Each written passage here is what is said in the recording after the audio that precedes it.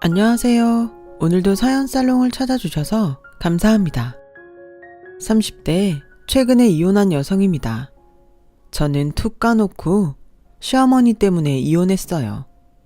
남편도 아닌 시어머니 때문에 이혼이라니.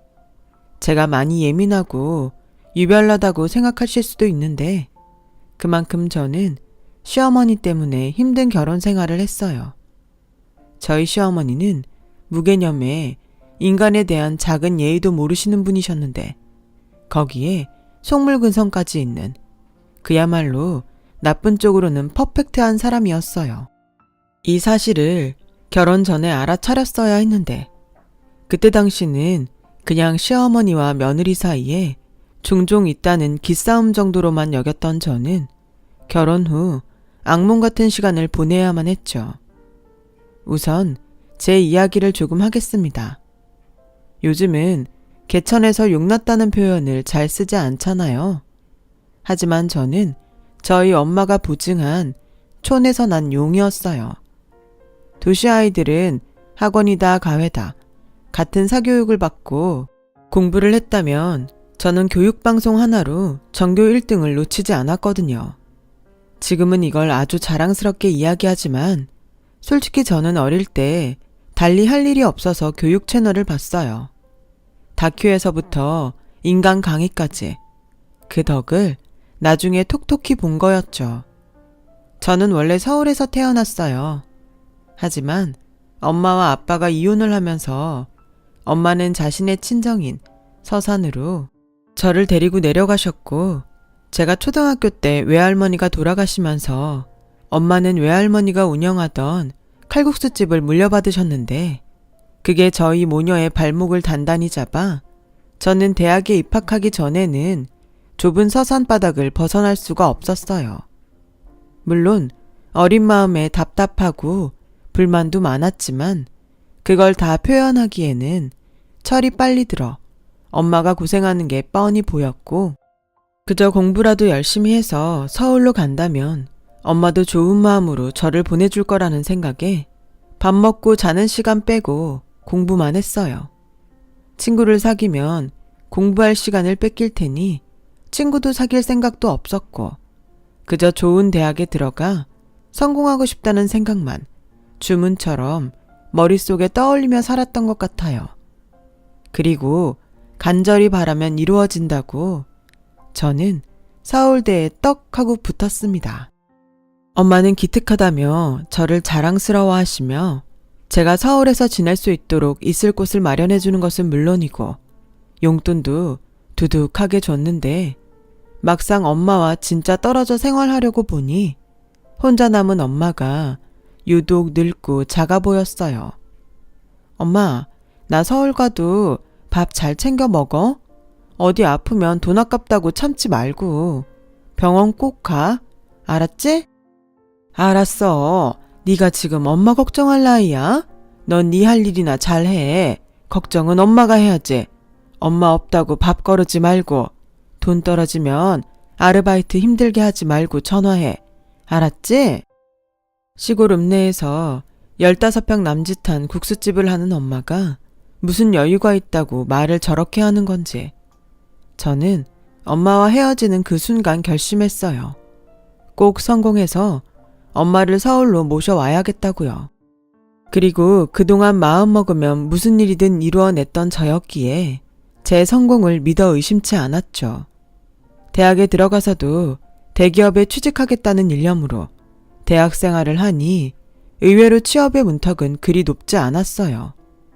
1학년부터 4학년까지 오로지 그것만 생각해서 그런지 오히려 4학년 땐 취업 준비를 하는데 홀가분한 마음까지 들더라고요.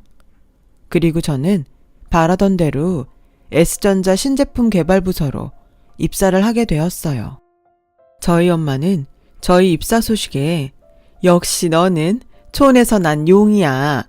내 딸 장하다 장해 라며 한껏 신이 나셨고 그날 기분이 너무 좋은 나머지 하루 동안 칼국수를 공짜로 팔았다고 하더라고요. 엄마, 무슨 자선 사업하는 것도 아니고. 에이, 엄마가 너무 신나서 그랬지. 이제 우리 딸 고생 끝, 행복 시작이다. 이제는 기 쓰고 살지 말고 좀 즐기면서 살아. 너 여태 연애도 못 해봤잖아. 치, 엄마가 그걸 어떻게 알아. 나도 엄마 몰래 할 거 다 해봤다. 귀신을 속여라. 어차피 한번 마음먹으면 엄마가 뭐라고 한들 소용없으니까. 말 안 했다만 이제라도 젊고 예쁜 나이 우리 딸이 즐기면서 살았으면 좋겠어. 아니야.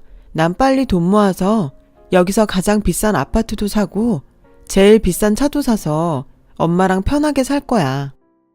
아유, 우리 딸 꿈도 크다. 너 그거 하려면 네 이팔 청춘 다 간다. 엄마는 아파트도 싫고 차도 싫어. 비싼 게 좋은 게 아니야. 진짜 좋은 건 따로 있어. 그게 뭔데? 글쎄, 이제부터 네가 알아내야지. 네가 좋아하는 걸 엄마한테 물어보면 어떡해. 그러니까 우리 딸 많이 즐기고 누려. 엄마는 지금까지 우리 딸이 보여준 걸로 충분히 호강했어. 저는 엄마의 말을 듣고 생각했어요. 세상에서 좋은 것은 정해져 있는데 진짜 좋은 것이 따로 있다니. 그리고 그 궁금증은 제가 아닌 다른 사람이 풀어주게 되었어요. 그 사람이 저희 전남편이란 작자였어요. 저와 전남편은 같은 직장에서 만났어요.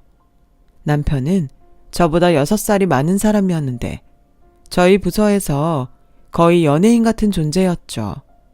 잘생긴 외모, 큰 키, 게다가 유머러스한데 일까지 잘하니 어느 여자가 싫어하겠어요. 그래서 저희 부서는 물론이고 다른 부서 여사원들은 남편과 어떻게 잘 해보려고 호시탐탐 기회를 엿보더군요. 저는 너무 주변에서 안달을 내니 그의 반작용으로 그 사람을 경계하며 내가 저 사람보다 일 더 잘해서 승진 빨리 해야지? 라는 생각을 하게 되었어요. 그래서 닥치는 대로 일을 하게 되었습니다.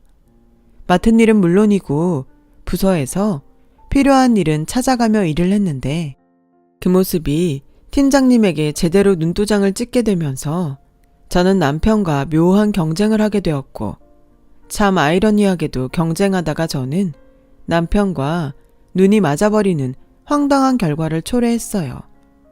민주 씨는 내가 그렇게 싫어요? 난 민주 씨한테 잘못한 기억이 없는데.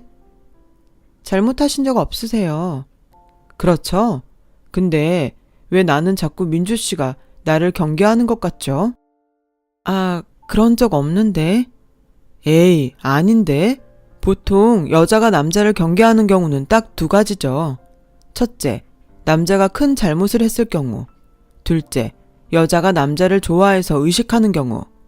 근데 난 민주 씨한테 큰 잘못을 한 적이 없으니 민주 씨가 나를 좋아하나 보네요. 뭐라고요? 무슨 그런 논리가 있어요. 그거 모르죠? 본인이 지금 엄청 귀엽다는 거.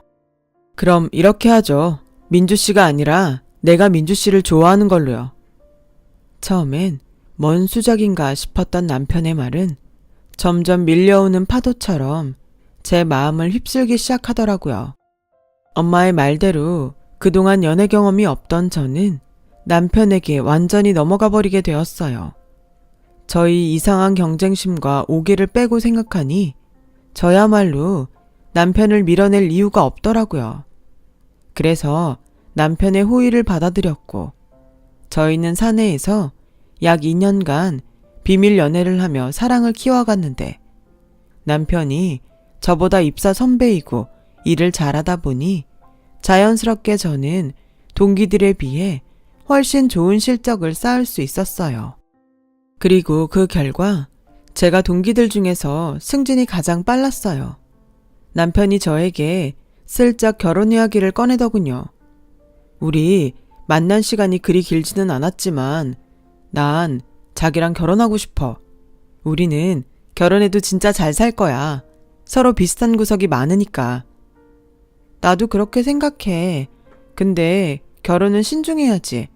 우리 조금 더 만나보고 결정하자. 난 아직 일도 더 하고 싶고 우리 엄마한테도 더 잘하고 싶거든. 결혼해서 나랑 같이 하면 되지. 다른 직장도 아니고 결혼했다고 왜 회사를 관둬? 아깝게. 결혼만 할 뿐 달라지는 건 하나도 없어. 오히려 더 좋지? 나 사실 집에도 자기 만난다고 이미 얘기도 했어. 우리 엄마 자기 엄청 보고 싶어 해. 뭐? 벌써 얘기했어? 난 아직인데. 자기는 나랑 결혼할 생각이 없구나. 알겠어. 내가 너무 혼자 김칫국 마셨네. 부담 줘서 미안하다. 아니야. 결혼할 생각이 없는 게 아니라 아직은 아니라고 생각했지. 나도 자기 아니면 결혼할 사람 없다고 생각해. 다만 생각보다 자기가 결혼 얘기를 빨리 해서 놀란 거야. 물론 자기 나이로 생각하면 그럴 수 있어. 근데 나는 다르잖아. 나 30 넘었어. 그러니 당연히 사랑하는 여자랑 결혼 생각을 해야지. 나도 자기 아니면 결혼하고 싶은 사람 없어. 우리 결혼하자. 내가 결혼하면 더 잘할게. 자기 어머니한테도 엄청 잘할게. 적극적으로 프로포즈를 해오는 남자에게 흔들렸어요. 그리고 시기상의 문제였을 뿐 결혼을 한다면 저 역시 남편과 하고 싶다고 생각했기에 프로포즈를 받아들였고 곧 남편의 집에 인사를 가게 되었는데요. 거기서부터 저는 고부 갈등 초입기에 들어갔어요. 시어머니의 포스는 정말이지 장난이 아니었어요. 풍채도 있고 목소리도 크시고 말투며 행동 하나하나가 한눈에 여장부라는 느낌이 팍 들었죠. 그래도 뭐 성격이 시원시원하고 뒤끝 있게 하시지 않으면 저랑 아주 잘 맞겠다고 내심 기대도 있었는데요. 몇 마디 대화를 나누다 보니 시어머니와 절대 거리를 좁히지 못할 거라는 예감이 들었어요. 딱 그때 이 빌어먹을 결혼을 그만뒀어야 했는데 그냥 서로 기싸움하는 정도로 여겼던 저는 또 여지없이 시어머니에게 밀리지 않겠다는 마음으로 실수는 물론이고 어떤 틈도 보이지 않겠다고 생각했고 저희 이 판단은 시어머니에게 어디 한번 해보자는 거지? 라는 스위치를 건드리고 말았어요. 두 여자는 겉으로는 웃고 있었지만 속으로는 엄청 치열한 기싸움을 벌이고 있었던 거였죠. 반면 시아버지는 체구도 작으시고 말씀도 부드럽게 하시는 편이었고 시어머니의 포스가 워낙 세다 보니 시아버지는 그런 시어머니 앞에서 어쩐지 기를 펴지 못하는 것처럼 보였어요.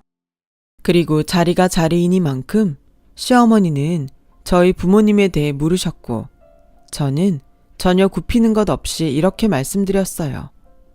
어릴 때 부모님이 이혼을 하셔서 저는 엄마와 둘이 살았고요. 엄마는 서산에서 칼국수집을 운영하고 계세요. 어머, 그럼 아버지가 안 계시는 거야? 네. 뭐 문제라도 있었니? 도박을 했다든지 아니면 여자 문제? 그런 것도 아니면 혹시 가정폭력 뭐 그런 건 아니었지? 네가 기분 나쁠 수도 있지만 이건 사실 엄청 중요한 일이다. 기분 나쁘지 않습니다. 제가 알기로는 아빠가 친구랑 사람을 너무 좋아해서 집안을 소홀히 하신 걸로 알아요. 아, 그래. 뭐 그 정도면 됐다. 물론 조금 더 여유 있는 집안의 며느리였다면 좋았겠지만 에스테 출신의 우리 아들이랑 같은 회사 다니는 스펙이면 합격이야. 대신 난 내 아들이 장모한테 끌려다니는 건 못 본다. 요즘엔 뭐 사위도 자식이라고 자기 아들처럼 막대하는 장모도 있다는데 난 딱 질색이야. 너도 나한테 딸이 아니듯 우리 아들도 니네 집 아들이 아니라는 거 그것만 분명히 하자. 알겠니? 엄마, 무슨 초면에 말을 그렇게까지 하세요? 어허, 아들, 원래 처음부터 거짓 없이 솔직해야 하는 거야. 싫은 건 싫다, 좋은 건 좋다. 내 말이 틀려요? 아니요, 맞습니다. 저희 엄마 성격이 누굴 막대하시는 분이 아니세요. 그건 걱정하지 않으셔도 됩니다. 대신 저도 며느리라고 막대하시는 건 싫어요. 어머님 말씀대로 싫은 건 처음부터 말해야 할 것 같아서요. 어머머, 요즘 젊은 사람들은 정말 대범하네. 그래요. 기억할게요. 아, 이제 말라도 되지? 어차피 가족들 사이인데. 저는 그렇게 신경전을 벌이며 시부모님과 첫 대면을 했어요. 생각해보니 그날 저는 시아버지의 목소리도 제대로 들어보지 못한 것 같네요. 그 정도로 시댁의 분위기는 시어머니 위주로 흘렀고, 결혼 준비 역시 시어머니는 자신이 주도권을 잡은 듯 자신의 뜻을 서슴없이 이야기하는데, 순간 이게 제 결혼식인지 시어머니 결혼식인지 헷갈릴 지경이었어요. 식장은 두 번째 가본 곳이 좋은 것 같다. 거기로 잡고, 웨딩드레스는 너무 요란하지 않은 걸로 입어. 너무 화려하면 오히려 촌스럽다. 그리고 네 엄마랑 내 한복은 같은 곳에서 맞추자. 괜히 따로따로 준비하면 요상하게 튀더라. 아무래도 시골은 어쩔 수 없이 티가 나니까 네 어머니한테 한번 올라오시라고 전해라. 그리고 혼수는 내가 먼저 리스트를 만들어 봤는데 예산 좀 맞춰봐. 신혼집도 저도 보태서 구하는데 혼수며 결혼 준비까지 당신이 하나하나 개입하는 게 기분이 좋지는 않았어요. 그래서 한 번은 참다 이야기를 슬쩍 꺼냈는데요. 그때 시어머니의 표정을 저는 지금도 잊을 수 없어요. 어머님, 신경 써주시는 건 너무 감사한데 결혼식 준비랑 혼수 준비는 저희가 알아서 할게요. 저희 결혼식이잖아요. 어머, 너 지금 나한테 간섭하지 말라는 거니? 네. 어머머머? 너는 아직 10도 오기 전에 시어머니한테 대드는 거야? 어머님이 처음부터 좋고 싫은 건 이야기하는 거라고 하셨잖아요. 참고는 하는데 결정은 저랑 기영 씨가 해야 하는 게 맞는 것 같아서요. 어머님이 비용을 다 내시는 게 아니잖아요. 얘가 지금 뭐라는 거야? 너 솔직한 거랑 되바라진 거는 다르다. 어른한테 할 말 못할 말 구별도 못하니? 어머, 뒷목 땡기네. 여보, 나 물 좀 갖다 줘요.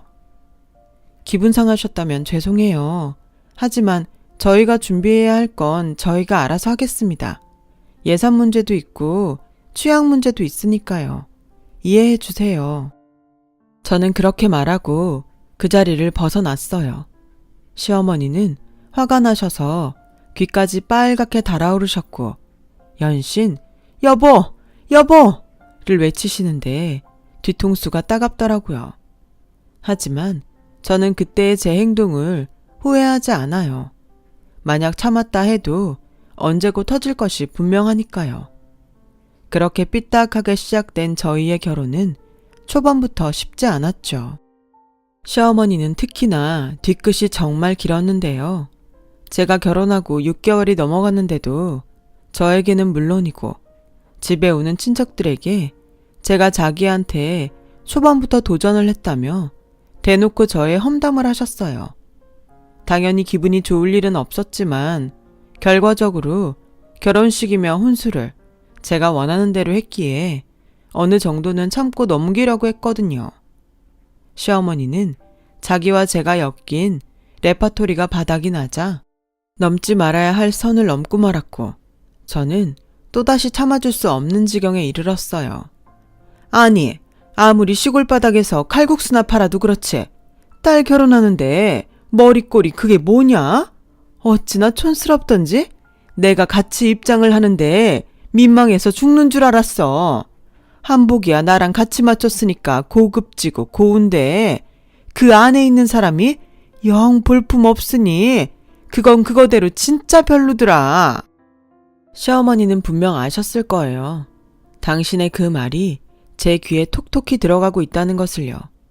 그래서 저는 더 화가 났죠. 설사 그런 마음이 있었다 하더라도 제가 들을 수 있는 자리에서 그렇게 말한다는 건 저와 저희 엄마를 무시한다는 걸로 밖에는 받아들일 수 없기에 저 역시 그것에 맞는 행동을 하지 않을 수 없었죠. 저는 거실에서 조금 떨어진 주방에서 과일을 깎고 있었어요. 그래서 제 손엔 과도가 들려 있었고 저는 깎던 사과를 조용히 내려놓고 그 한가운데 과도를 일직선으로 푹 찔러 놓은 채 보란듯이 가방을 가지고 시댁을 나왔는데 남편은 물론이고 그곳에 있던 친척들은 저희 그런 행동에 모두 얼음이 되고 말았어요. 그리고 현관문을 쾅 닫고 저는 신혼집으로 와버렸죠. 한두 시간 후 남편이 집에 와서 저를 달래는 건지 화를 돋우는 건지 모를 말을 하기 시작했어요. 자기, 화났어? 그래도 그렇지. 다른 친척들도 다 있는데 자기가 그러면 어떡하냐? 뭐라고? 자기 어머니야말로 그렇게 말씀하시면 돼? 입장을 바꿔 생각해봐. 우리 엄마가 이모들 앞에서 자기 어머니랑 자기 흉보면 자긴 참을 수 있어? 난 참을 수 있어. 그냥 말하다 보니까 실수도 하시는 거지. 우리 엄마가 워낙 필터링 없이 말하는 사람이라 그냥 생각나는 대로 말씀하시는 거야. 난 그거 진짜 예의 없는 행동이라고 생각해. 자기가 참을 수 있다고 나까지 참으라고 하지 마. 우리 엄마가 결혼식 준비하면서 빈정이 많이 상했어.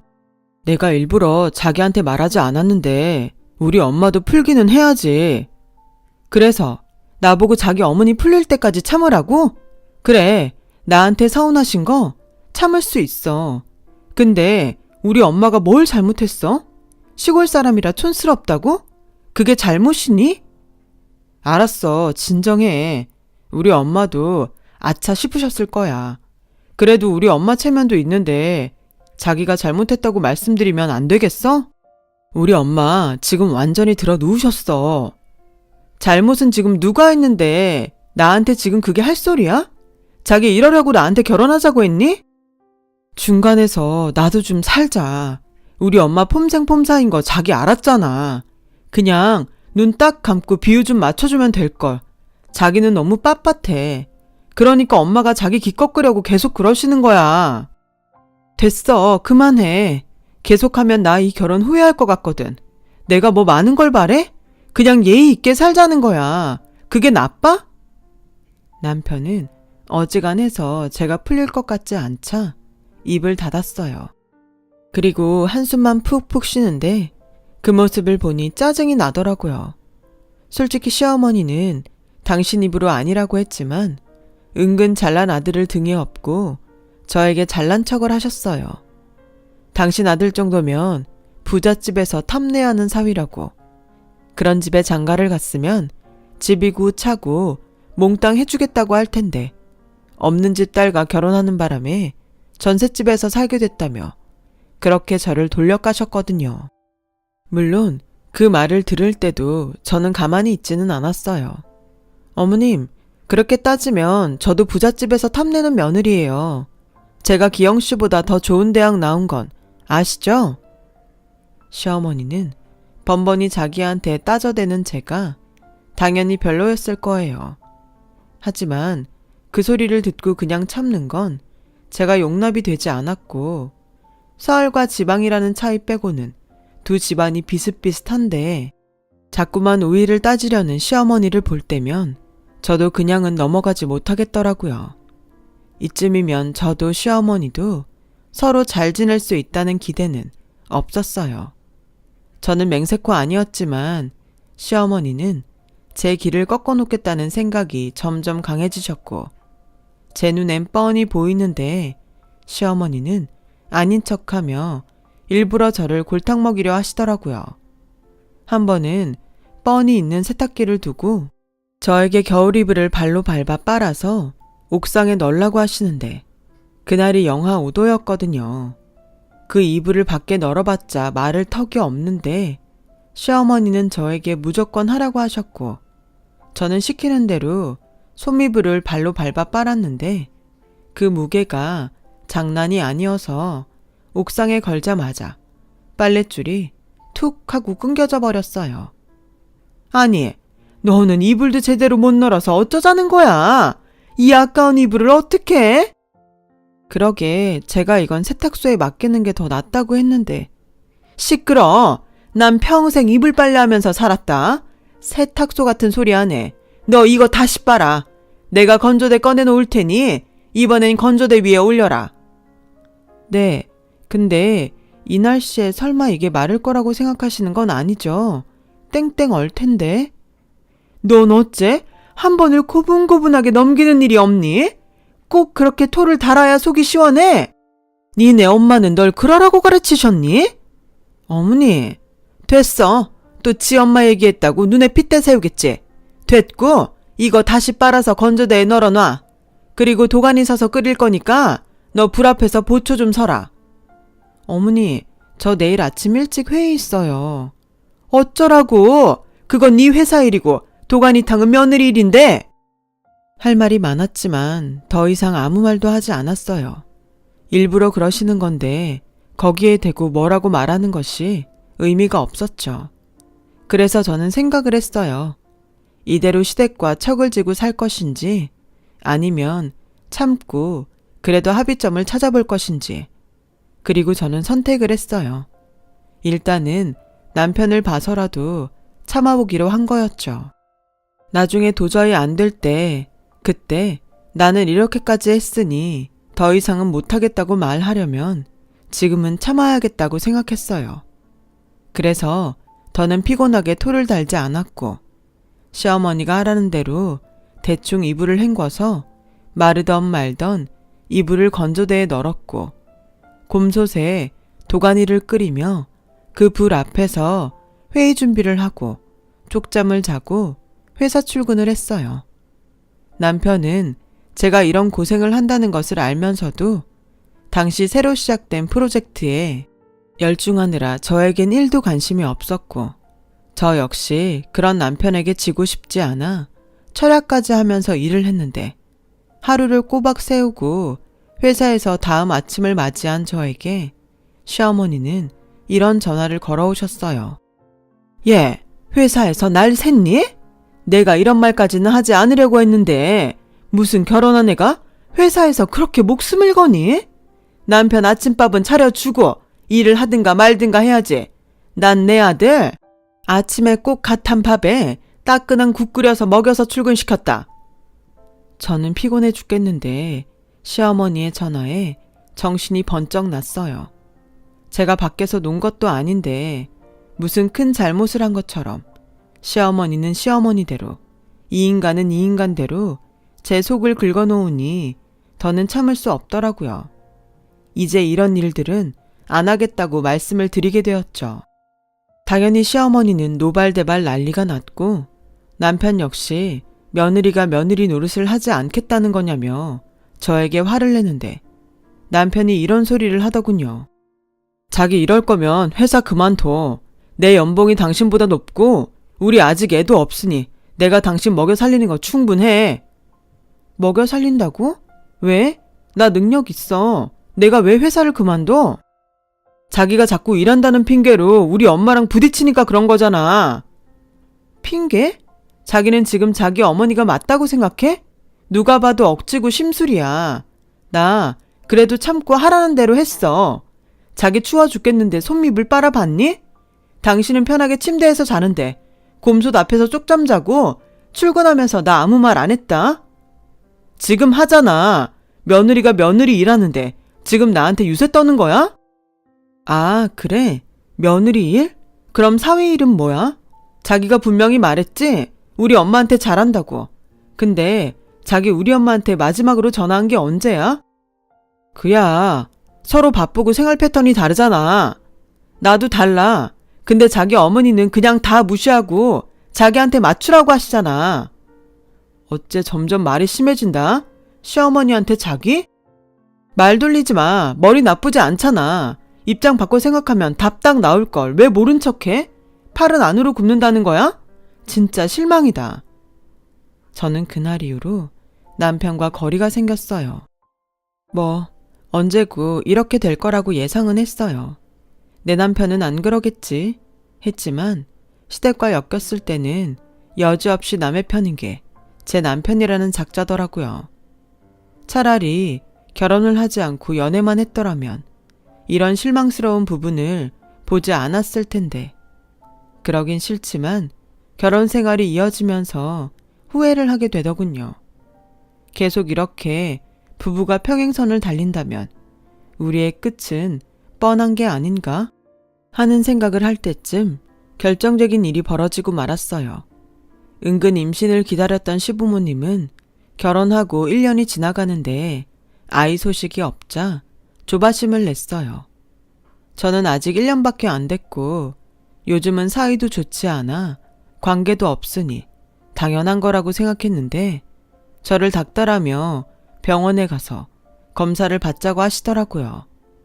검사를 받으면 오히려 아무 문제가 없다는 것이 증명될 거고 그럼 더 이상 임신 때문에 스트레스를 받지 않을 수 있겠다는 생각에 오랜만에 시어머니와 산부인과를 찾았죠.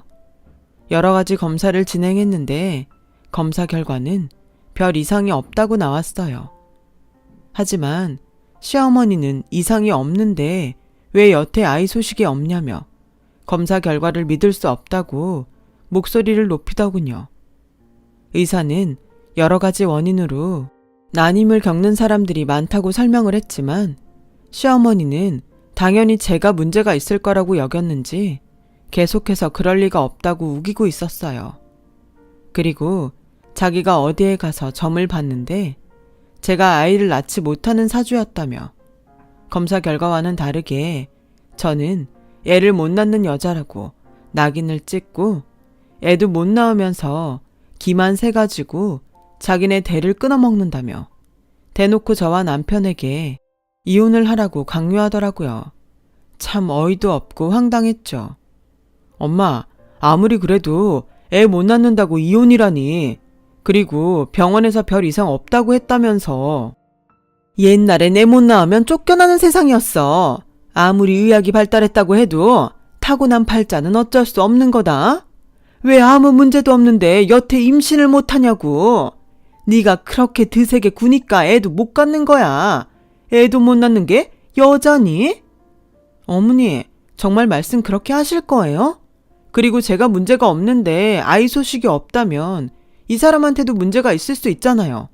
왜 이 사람한테는 검사해보라고 안 하세요? 뭐? 너 지금 멀쩡한 내 아들 고자로 모는 거냐? 아무튼 됐고, 안 입고 오면 이혼해. 우리 아들은 너만 아니면 새장가 가서 토끼 같은 애 낳고 잘 살 수 있으니까. 기영이 사주엔 아무 문제 없다고 하셨거든. 기영이 너 평생 아빠 소리 못 듣고 살고 싶어? 아니 뭘 그렇게 무섭게 말해. 요즘은 시험관 같은 것도 있잖아. 시험관 같은 소리 하네. 얘 팔자에 내가 없다니까. 아니면 너 밖에서 애라도 낳아오든가. 너 우리 애가 밖에서 애 낳아와도 할 말 없는 거 알지? 이혼하기 싫으면 그렇게라도 살든가. 저는 더 이상 그 말을 듣고 싶지 않아서 그냥 이혼을 하겠다고 말하고 시댁을 나왔어요. 그러자 남편은 그날도 자기 어머니가 놀라 그런 거라며 며칠 조용히 있다가 잘못했다고 빌라는데 정말 오만정이 떨어지더라고요. 그런데 이 인간이 누가 자기 엄마 아들 아니랄까봐 저에게 쐐기 박는 말을 하는 거예요. 오히려 그 말을 듣고 저는 한 톨의 미련도 없이 마음이 저절로 정리가 돼버렸어요. 자기 똑똑한 사람이니까 잘 생각해봐. 당신 이대로 나랑 이혼하면 장모님은 기분이 어떠실 것 같아? 자기 장모님 끔찍하게 생각하잖아. 딸이 돼서 엄마 가슴에 대못을 박으면 쓰겠어? 그냥 참고 살아. 난 뭐 엄마가 말한 대로 밖에서 애 낳을 마음은 없지만 그래도 노력은 해보자. 무슨 방법이 있겠지. 응? 비겁하다. 그래서 뭐 우리 엄마 생각해서 이런 부당한 대우에도 찍소리 하지 말고 살라고? 그게 우리 엄마를 위하는 거라고? 솔직히 까놓고 내가 당신 사랑해서 결혼했지. 당신 집 볼 거 있냐? 볼 거 없는 집 딸이 애도 못 갖는데 아무리 S대에 대기업에 다닌다고 해도 누가 좋아하겠어. 그냥 성질 죽이고 내 옆에 있어. 난 그래도 당신 버릴 생각은 없다니까.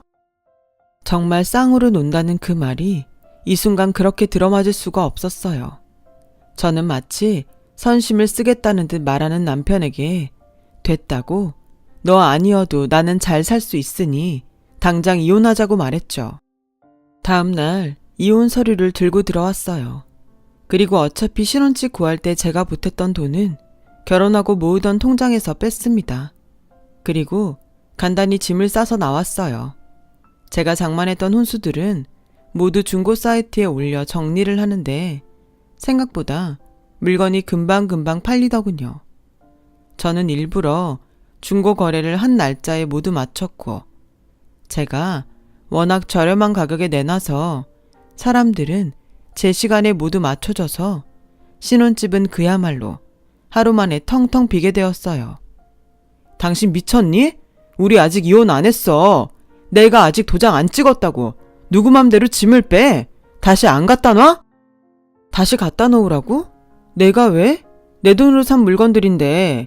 그리고 도장 안 찍은 건 당신이지. 난 이미 도장도 찍었고 당신이랑 살 마음도 없어. 당신이 바라는 대로 좋은 집에 새 장가 가. 그 여자는 과연 개념 없는 당신 어머니 감당할 수 있을까? 아무튼 이혼 서류에 도장이나 빨리 찍어. 아님 나 소송한다. 저는 짐이 빠져 놀란 남편의 전화에 한바탕 하고 전화를 끊었어요. 그리고 쓸 수 있는 월차를 모두 긁어 휴가를 내고 서산 친정에 내려갔는데 가게에서 일하는 엄마의 모습을 보는 순간 참았던 눈물이 왈칵 쏟아졌어요.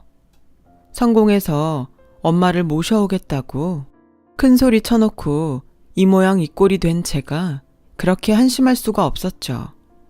하지만 엄마는 제 등을 쓸어주며 무조건 괜찮다고 해주시더라고요. 제가 이혼을 하게 됐다는 말을 하자 엄마는 잠시 생각을 하더니 이렇게 말씀하셨어요. 그동안 말도 못하고 얼마나 힘들었어.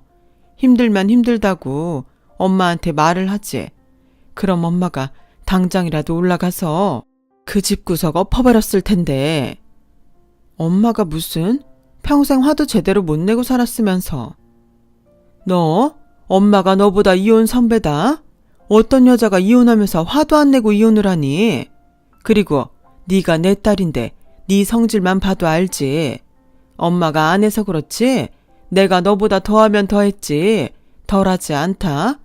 당장 그 자식한테 이혼 서류에 도장 안 찍으면 소송한다고 해. 이럴수록 속전속결로 끝내야 하는 거야. 저는 의외의 엄마의 말에 눈물도 쏙 들어갔어요. 엄마에게 미안하고 볼 면목이 없다고 생각했는데 오히려 엄마의 말을 들으니 위안은 물론이고 다시 잘 살 수 있다는 용기가 생겨나는 것 같았어요. 그래서 저는 엄마가 시키는 대로 남편에게 으름장을 놨고 다음날 시어머니가 엄마가 일하는 가게로 왔더군요. 마침 가게에서 엄마를 돕던 저는 반갑지 않은 손님에 눈살을 찌푸렸죠. 그러는 사이 시어머니는 엄마의 가게를 기분 나쁜 얼굴로 훑어보고 이렇게 말씀하셨어요. 이런 구질구질한 곳에서 어떻게 장사를 하지? 아무리 시골 바닥이라고 하지만 정말 별로네. 저는 여기까지 쫓아와서 왜 저러는지 화가 나더라고요. 당장 가게에서 내쫓으려 했어요. 그런데 저희 엄마가 저보다 먼저 시어머니 앞에 나섰어요. 그날 저는 살다 저희 엄마의 그런 면을 처음 보게 되었어요. 여기까지 왜 오셨는지 모르겠지만 용건만 말하고 돌아가세요. 용건이요? 저는 애들 이혼 찬성입니다. 애당초 급이 맞지 않았어요. 모녀가 쌍으로 이혼을 하길 바란다고 해서 제가 확인차 이렇게 내려왔네요. 그래요? 그럼 확인하셨으니 이만 가시면 되겠네요. 그리고 아까 급이라고 하셨나요? 어떤 급을 말씀하시는지 저는 영 모르겠어서. 모를 리가요. 두 집이 이렇게 다른데 우린 그래도 서울의 아파트는 아니지만 집 한 채는 가지고 있어요. 그거 팔면 서울 외곽에서 노후는 편하게 지낼 수 있는데 사도는 이런 코딱지만한 가게에서 노후 대비는 되시겠어요? 설마 노후는 딸한테 기대 사시려고요? 뭐 이젠 제가 알 바도 아니네요. 근데 우리 아들은 인물도 좋고 직업도 좋으니 새장가 가는 건 문제 없는데 따님은 어떡해요? 어디 애 딸린 호라비짜리라도 제가 한번 알아봐 드릴까요? 뭐예요? 내가 듣자 하니까 우리 애가 왜 그렇게 이혼을 하고 싶었나 알 것 같네요. 아니, 이런 집구석인 줄도 모르고 허락한 내가 천치였어요. 급이라고 했나요? 네, 다르다면 다르죠. 서울 외곽에서 노후를 보내시게요. 저는 서울에서 우리 딸이랑 노후를 보낼 겁니다. 저 일 안 해도 월세 받으면서 편하게 살 수 있어요. 이 가게는 저희 엄마가 해오신 가게라 워낙 단골이 많으셔서 힘 닿는 데까지 하는 겁니다. 내가 있는 척을 안 해서 그렇지 돈이라면 남부럽지 않게 있어요. 애를 못 낳는 팔자라고요? 그 점쟁이 누구예요? 병원에서 검사 결과에 아무 문제 없다는 걸 무슨 근거로 애를 불임으로 몰아요? 내 참 별 미친 소리를 다 듣네. 그리고 난 내 딸이 임신을 원하지 않으면 그게 뭐가 됐든 애 낳지 말라고 할 겁니다. 난 내 딸 행복이 제일 중요하니까. 근데 그런 피 같은 내 딸을 당신이 어떻게 했지? 지금 당장 나가. 양가가 이렇게 바라는 이혼이니 그쪽 아들한테 꾸물거리지 말고 도장이나 찍으라고 하세요. 어머, 돈이 많다고요? 월세를 받는다니? 사돈, 지금 거짓말을 하는 건 아니죠? 시어머니는 저희 엄마의 말에 믿지 못하겠다는 얼굴을 하셨어요. 그러자 저 구석에서 대화를 들으며 식사를 하던 손님이 나서서 이렇게 말씀하셨어요. 거기 아줌마, 이분 여기 동네에서 제일 부자예요. 여기 건물도 여기 주인분 건데 아줌마 지금 자기 발로 복을 뻥 하고 차셨네. 정말인가요? 예, 너 이게 사실이야? 아니 왜 이런 중요한 말을 여태 안 했어? 있으면 있다고 해야지. 무슨 모녀가 있으면서 없는 척을 해. 그게 이상한가요? 나는 없는데 있는 척하는 댁이 더 이상하네요. 당장 꺼져요. 소금 한 바가지 뿌리고 싶은 거 용케 참고 있으니까. 아니 사돈, 우리 이야기를 좀 다시 처음부터 해보면 어떨까요? 아직 애들이 갈라선 것도 아니고. 민주야, 소금 가져와라. 아주 바가지에 가득 담아와. 사돈, 제가 잘못했습니다. 며느리가 너무 기가 세서 그것 좀 꺾으려고 했어요. 뭘 믿고 저렇게 애가 당당한가 했더니 믿는 구석이 있었네. 네, 우리 딸 뒤에는 내가 있어요. 그래서 당신 같은 시어머니, 당신 같은 아들 사위 내가 못 봅니다. 아니 안 봅니다. 사돈, 그러지 마시고 기회를 한 번만 더 주세요. 그럼 제가 따님을 제 딸처럼 받들고 살게요. 제가 점쟁이 말에 잠시 미쳤었나 봅니다. 시어머니는 급기야 저희 엄마의 옷자락을 잡으셨어요. 그러자 저희 엄마는 제가 가지고 온 소금 바가지를 시어머니에게 쏟아버리셨고 소금을 뒤집어 쓴 시어머니는 놀라서 그 자리에서 얼음이 되었죠. 금세 이 모습을 보겠다고 사람들이 모여든 탓에 시어머니는 그야말로 개망신을 당하고 도망치듯 가게를 빠져나갔어요. 그리고 자존심에 당장 남편에게 이혼하라고 하실 줄 알았는데 오히려 남편은 자기 엄마의 말을 듣고 저에게 가식적인 사과를 했고 저는 그 길로 변호사를 선임해버렸어요. 어차피 나눌 재산도 없고 그동안 당한 정신적인 피해보상금 조금 얹어서 이혼 소송을 했는데 고맙게도 시어머니가 저희 엄마 가게에 와주셔서 증인이 넘쳐났고 그 덕에 저는 생각보다 빠른 이혼을 할 수 있었어요. 물론 회사에도 소문이 일파만파 퍼졌지만 저는 회사를 그만두고 싶지 않았습니다. 어찌됐든 남편과 남편 집의 잘못으로 이혼을 하게 되었으니 저보다 남편 쪽이 데미지가 컸는지 남편이 먼저 회사를 그만두더군요. 그리고 지금은 꼴에 무슨 사업을 한다고 큰 소리를 치고 다니는 것 같은데 사업을 하든지 말든지 저는 이제 관심이 없어요. 그저 소중한 인연이라고 믿었던 사람의 더러운 끝을 보게 된 것이 유감이라면 유감이었죠.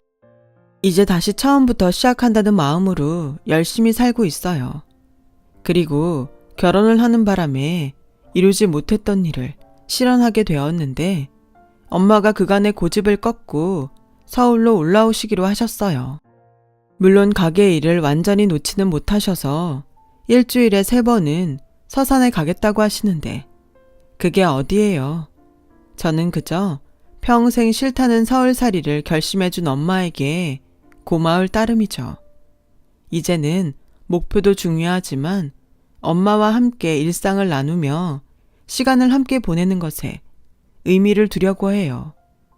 불행한 결혼 생활 후유증인지 제 옆을 지켜주는 엄마와 더 많은 시간을 함께하고 싶어졌거든요. 엄마와 딸이라는 사이가 그런 건가 봐요. 어릴 때보다 지금이 더 애틋하고 소중하기만 하네요. 앞으로 주어진 상황 속에서 최선을 다해 일하고 또 최선을 다해 행복해지려고 합니다.